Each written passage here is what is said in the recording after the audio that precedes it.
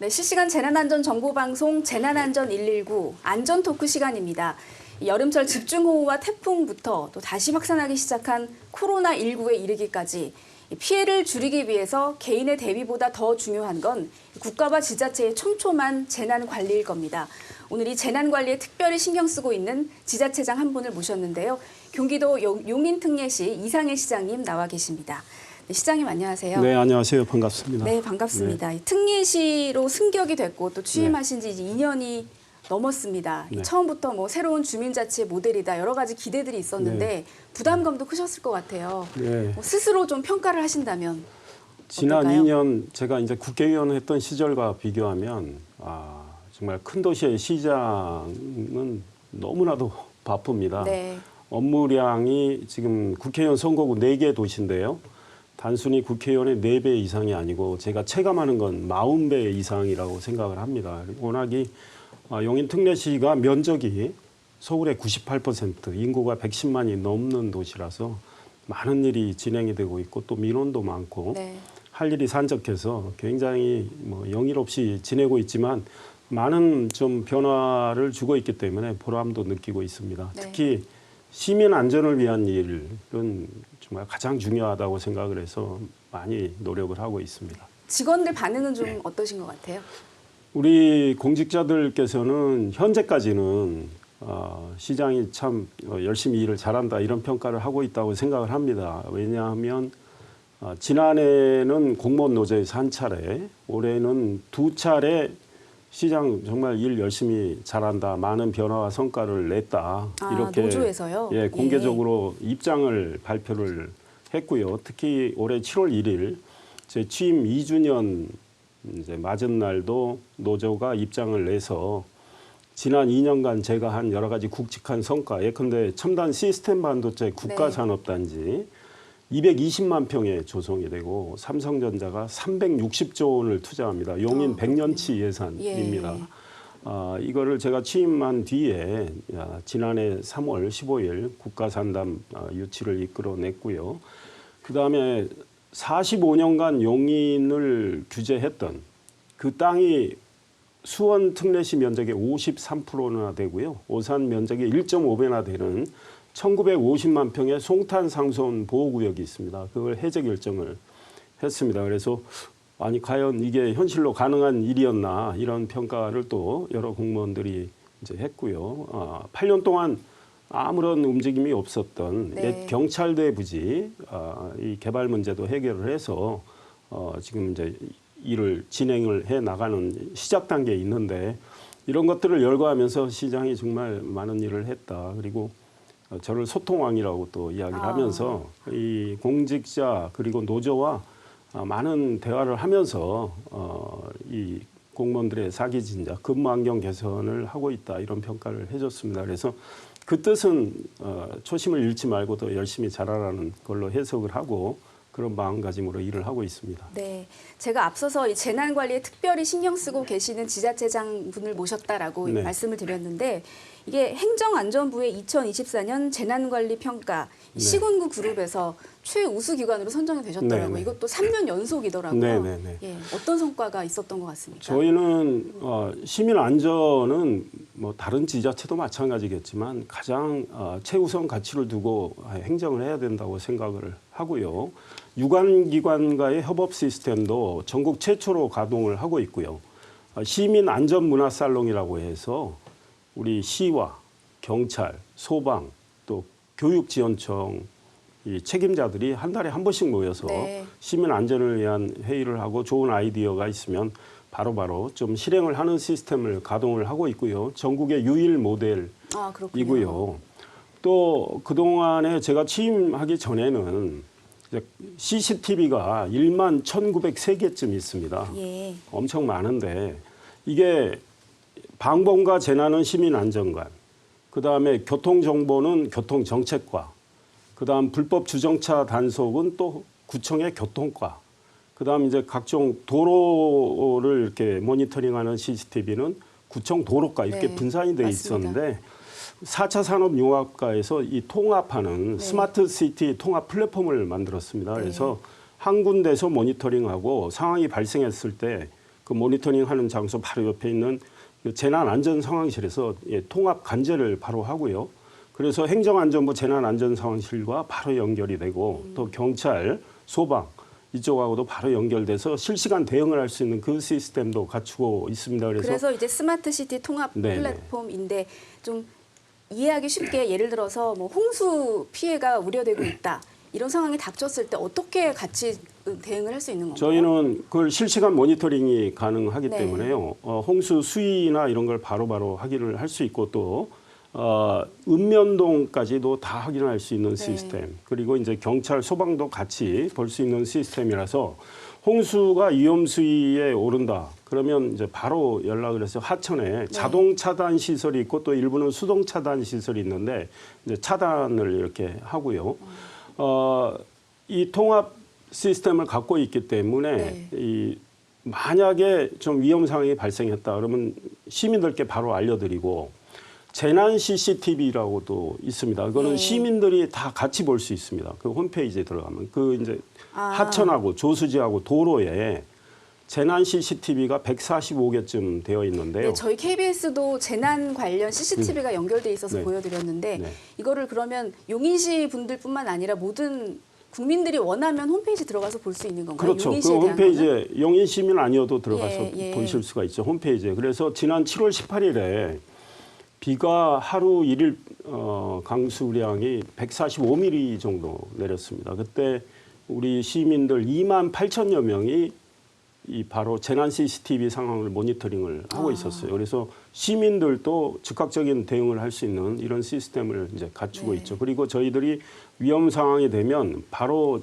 이제 통합 관제를 하는 재난안전 상황실에서 이 상황을 알려줍니다. 그래서 바로 대피 등 즉시 조치를 하도록 하고 있습니다. 네, 그 CCTV들은 주로 그런 홍수 위험이라던가 여러 재난 관리에 좀 취약할 수 있는 부분들을 주로 비추고 있는 곳들이겠네요. 그런 거죠. 예. 일단 145개는 하천 조수지 도로에 설치된 재난 CCTV입니다. 이제 그거 외에 지금 10,000개가 넘는 거의 1,900개 정도 예. CCTV는 교통정보, 또 불법 주정차 단속 뭐 이런 것들까지 다 하고 있는데 이런 걸 한꺼번에 모니터링 할 수 있는 시스템, 그걸 스마트 시티 통합 시스템이라고 하는데 그걸 갖추고 있는 거죠. 그렇군요. 그래서 다른 도시에서 벤치마킹도 오고 있습니다. 네.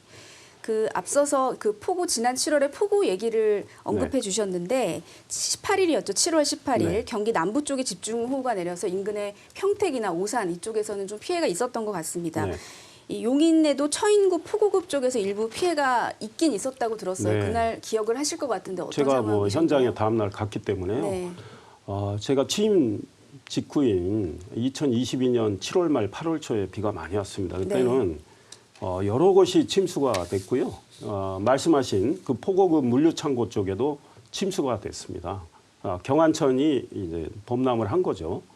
그래서 물류창고가 많이 침수가 됐었는데 그 경안천이 범람했던 것은 이제 2년 전. 네, 그렇습니다. 기억이었던 그래서 거죠? 제가 계속 준설을 많이 했고 이번에는 무려 18.8km를 준설을 합니다.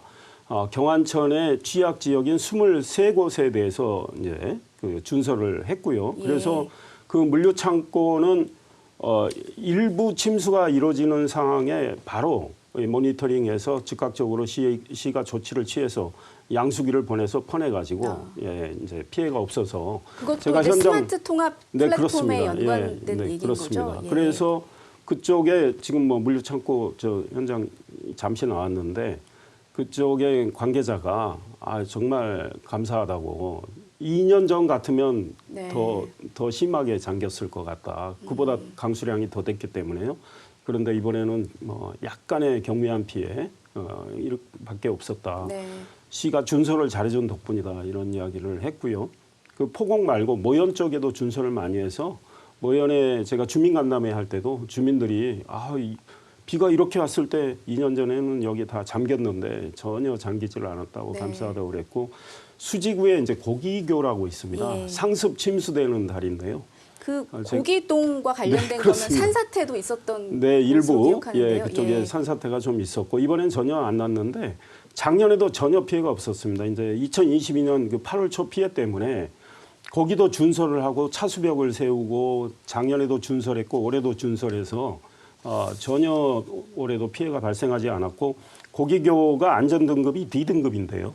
그걸 A등급으로 제가 올리는 조치를 5월 말에 5억 원 투입해서 완료를 했고요. 거기가 인도도 없습니다. 그래서 인도도 만들었고 그래서 다리 등급을 A등급으로 강화를 했고 이렇게 시민 안전을 위한 조치를 계속 해서 이번에 비가 꽤 내렸음에도 불구하고 용인은 사실 경미한 피해밖에 없었습니다. 아까 영상에 잠깐 나온 반지하 주택 침수 그것은 그것 한 곳만 이루어졌는데 그 지역에선 양수기가 고장이 났어요. 그 집게. 그래서 이제 침수가 이루어졌는데 어르신이 살고 계시는데 저희들이 이제 인근 바로 경로당으로 옮겨드리고 소독도 하고 청소도 하고 해서 잘 조치를 했는데 반지하 침수에 대비해서 미리 많은 점검을 했었습니다. 근데 이제 양수기 고장난 거는 파악을 못했던 상황인데 내년에는 더욱더 잘 대응을 해야 될 것 같습니다. 정말 재난과 관련해서 여러 가지 활동을 하고 계신 거 보니까 최우수 기관 3년 연속 선정된 이유를 조금 이해할 수 있을 것 같은데요. 요즘에는 또 이제 폭염이 워낙 심각해서 이 얘기를 하지 않을 수가 없을 것 같습니다. 지금 보면은 그 올해 유독 더워서 행안부가 이제 전국의 온열 질환자 수를 집계를 하잖아요. 좀 찾아봤더니 그 5월 20일부터 최근까지 2,400명을 넘었더라고요. 전국적으로. 그리고 오늘 뭐 용인 지역도 그렇지만 서울 전역에 그 폭염 경보 내려져 있고요. 어떻게 폭염 관련된 대응하고 계시나요? 그러니까 지금 5월 20일 이야기하셨는데 그때부터 8월 11일까지 작년에는 온열 질환자가 15명으로 알고 있습니다. 용인시에서. 올해는 18명 조금 늘어났는데 저희들이 최선을 다해서 나름대로 이 폭염 대응 TF도 만들어서 하고 있거든요. 그래서 이 정말 폭염으로 인해서 도로에 뭐 열기도 계속 이제 많이 나올 때 저희는 살수차를 동원을 해서 이 오전 9시부터 오후 6시까지 살수차 4대가 용인을 다니면서 곳곳에 이제 물을 뿌리고 있습니다. 물론 지면의 열기를 낮추기 위해. 워낙에 큰 도시라 모든 걸 다 할 수는 없지만 최대한 그 도로의 열기를 좀 낮추는 주요 도로 중심으로 하고 있고요. 그 다음에 이 온열 질환을 예방하기 위해서 특히 이제 좀 어려운 환경에 계신 분들, 뭐 선풍기로만 버티시는 분들도 계시고 해서 이 냉방용품도 좀 이렇게 보내드리고 또 특히 뭐 특정 회사를 이야기하는 게 맞는지 몰라도 뭐 우리 국민들이 많은 그 장을 보는 그런 특정 대형마트 거기서도 2014년부터 계속 냉방용품을 지원을 하고 있습니다. 그래서 냉감 베개, 뭐 이다음에 이제 여기 패드 같은 걸 보내줘서 저희들이 저소득층 또 이 독거 어르신들 이런 쪽에 많이 보내드리고 있습니다. 그 제가 기사를 찾아봤더니 또 초등학생들한테 편지도 받으셨더라고요. 최근에 그 초등학생들이 편지가 아니고 상장이었나요? 상장 내용을 얼핏 봤더니 그 시원한 등굣길 얘기가 등장했던데 이거 어떻게 해주셨길래 그런 도담상이라는 이렇게 아이들이 만든 타이틀을 해서 직접 손으로 써가지고 청덕 초등학교인데요 보내줬어요. 그 학교 앞에 이제 학생들이 우리 승하차 구간을 좀 만들어 드렸고 그 다음에 이제 바로 그늘막을 좀 만들었습니다. 그래서 우리 학생들이 등하교 때 조금 더 시원하게 하고 또 안전하게 등하게 하도록 했고요. 제가 우리 시민 안전을 강조하는 여러 가지 것들이 있지만 그래서 시민 안전보험도 시가 5억 원 들여서 들었습니다. 그래서 용인 특례 시민이 어디 다른 고장에 가서 만약에 어떤 교통사고를 당해서 부상을 입었다. 그러면 그 보험 혜택을 받도록 하는 이런 것들입니다. 그렇군요. 그 말고 또 우리 이제 시민뿐 아니고 우리 이 나라를 이끌어갈 보배인 우리 아이들의 통학 안전을 위해서 승하차 베이라고 승하차 구역 이런 걸 많이 만들어 놓고 있습니다. 만들 수 있는 데는 시가 예산 투입해서 만들고 있고요. 또 학생들의 이 보행 환경을 안전하게 하기 위해서 104곳의 초등학교 앞에 노란색 횡단보도 다 칠했고요. 스마트 또 신호등이라고 해서 어떤 초등학교 저학년 어린이가 파란불을 건너는데 늦게 건너서 늦게 출발하면 건너기 전에 파란불이 끝날 상황이 되면 AI 카메라가 자동 감지를 해서 보행 신호를 늘려줍니다. 이런 시스템을 이제 하반기에 일단 그런 시스템이 한 9곳 활용된 정도. 전례가 있나요? 아마 다른 데도 있지 않을까 싶은데 예. 저희는 하반기에 9곳 정도 일단 시범으로 이렇게 이제 할 계획인데 어찌됐든 이 아이들의 보행 환경을 개선하고 하니까 학생들이 이제 저한테 감사하다는 아까 표창도 주고 네. 성산초등학교의 경우는 그 학교 정문으로 체험 학습을 위한 버스가 못 들어갑니다. 그 경전철역이 네, 바로 네. 정문 앞에 있는데 이 육교가 낮아가지고 그래서 우리 어린 학생들이 한 400m 정도 되는 큰 길로 걸어가야 돼요. 그러면 우리 어린아이 발걸음으로 꽤 깁니다. 요즘 그러면 같은 여름에는 더운 힘들 수 날, 있죠. 뭐 예. 비 오는 날, 추운 날. 그래서 교장 선생님 말씀하시길래 저희가 대책을 강구했더니 바로 그 육교 경전철 육교 건너면 한 80m만 건너가면 육교를 통해서 네. 그리고 육교 안은 또 경전철역이 있어 좀 시원합니다. 거기에 큰 길이 있는데 거기에 승하차 구역을 만들었어요. 그랬더니 학교에서 너무 좋아하고 학생들 좋아해서 48명의 학생이 제게 편지를 보냈는데 편지를 다 읽어봤더니 43명의 학생이 실명으로 보냈어요. 그래서 제가 일일이 답장을 5시간 걸려서 따로따로요? 예, 따로따로 다 했고 대단하십니다. 또 전체 학생에게 예. 해서 보냈고 신갈초등학교 체제부를 도와줬더니 또 학생 6명이 편지를 보내서 또 다 답장을 했습니다. 그러니까 우리 학생들을 좀 응원하기 위한 그런 마음을 담아서 시간이 좀 걸리더라도 답장을 하고 있습니다. 네. 그리고 청독초 그 표창장에 대해서도 제가 직접 답장을 다 써서 보냈습니다. 그랬더니 교장 선생님께서 제게 작은 선물도 보내주시고 예. 그랬습니다. 그러셨군요. 그 초등학교 얘기가 나와서 이제 말씀을 드리면 특수학교 교사와 관련된 여러 정책들도 추진하고 계신다고 들었는데 장애인 화장실은 저도 뭐 당연히 많이 봤지만 장애인분들이 이제 함께 들어갈 수 있는 목욕탕, 욕실 예. 이걸 또 설치하셨다고 그러니까 하더라고요. 이제 이건 어떤 건가요? 예, 제가 특수학교 교장 선생님 또 학부모 대표들과 간담회를 했습니다. 용인에는 187개 초중고가 있는데 교장 선생님 다 만났어요. 그러셨어요. 예. 그다음에 이제 2개 특수학교가 있는데 교장 선생님 학부모 대표를 이제 만났어요. 그리고 하반기에는 187개 초중고 학부모 대표를 또 다 만납니다. 작년에도 했는데요. 올해의 특수학교 교장 선생님 학부모 대표 간담회에서 한 학부모 대표가 이야기를 하는데 이제 아이가 발달 장애고 중학생인데 신체는 큰데 그 기저귀를 차는 상황입니다. 그래서 유아용 그 기저귀 네. 이 영유아 기저귀 가는 곳은 있는데 너무 신체가 좁죠. 큰 예. 학생들을 위한 곳은 없다 이런 이야기를 해서 앞으로 이제 우리 수영장이 있는 공공시설이 생기고요. 이렇게 해서 수영장이 있는 공공시설에는 가족 샤워실, 탈의실 만들고 가족 화장실 당연히 만들고 이렇게 하겠습니다 했고 수영장이 없는 곳이라도 공공시설에는 가족 화장실 이런 걸 만들어서 좀 장애 학생들 잘 케어할 수 있는 그런 시스템을 만들어야 되겠다고 해서 발표도 했고요. 그런 조치를 이제 올해 하반기에 완공되는 건물부터 다 할 건데 이거는 전국적으로 다 해야 그러네요. 되지 정말 않나 이런 벤치마킹하면 생각이 듭니다. 좋을 만한 제도인 것 같습니다. 네. 시장님 굉장히 바빠 보이시는데 일정들 소화하시기가요. 최근에는 또 프랑스 파리 올림픽 네. 관련해서 또 현장에도 다녀오셨더라고요. 네, 네, 네. 우상혁 선수가 그쪽 네. 시 대표인 건가요? 예, 용인 특례시 소속입니다. 예. 또 제가 영입을 했던 아주 훌륭한 선수입니다. 스마일 점퍼로 유명하죠. 예. 긍정 마인드. 작년에는 세계 랭킹 1위도 했고요. 지금은 올해 세계 랭킹 3위인 상황이어서 네.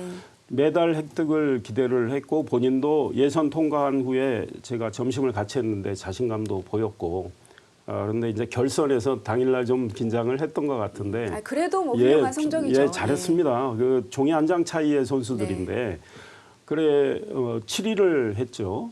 다음 날 제가 조찬 같이 하면서 또 응원을 하고 본인도 훌훌 털고 새로운 도전을 하겠다. 8월에 폴란드에서 다이아몬드 리그라고 해서 이 최정상급 높이뛰기 선수들이 겨루는 그런 대회가 있습니다. 또 잘 준비를 하겠다고 했습니다. 이번에 거기 응원하러 간 김에 네. 포럼 대알이라고 파리에 유럽에는 최대 복합 환승 시설을 갖추고 있는 곳이 있어요. 고속철도 노선이 3개, 지하철 노선이 5개가 있고 150여 개 상점이 있는 복합 이제 환승 시설인데요. 우리 용인도 구성역 주변에 그걸 하려고 하기 때문에 네. 벤치마킹도 하고 그렇군요. 그랬습니다. 그다음에 네. 아쿠아틱 센터라고 다이빙 이제 게임이 있는 경기가 있는 곳인데 거기도 둘러보면서 우리 용인에 이제 50m 국제교육 수영장을 만들려고 하는데 어떻게 하는지 살펴봤는데 거기는 빗물을 받아가지고 수영장 물로 쓰고요. 관중석은 재활용 플라스틱으로 다 만드는 친환경 시설이어서 네. 많이 좀 교훈을 얻었습니다. 그렇군요.